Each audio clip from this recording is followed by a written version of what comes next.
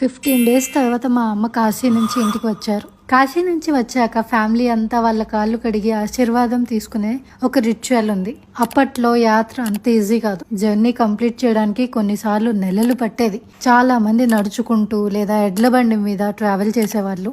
మధ్యలో forest, diseases, weather లాంటి ఎన్నో ఛాలెంజెస్ వచ్చేవి. అందుకే అన్ని కష్టాలు దాటుకొని సేఫ్ గా ఇంటికి వచ్చిన వాళ్ళని రెస్పెక్ట్ చేస్తూ గ్రాటిట్యూడ్ గా కాళ్ళు కడిగి ఆశీర్వాదం తీసుకునే ఈ ఆచారం అని చెప్తారు.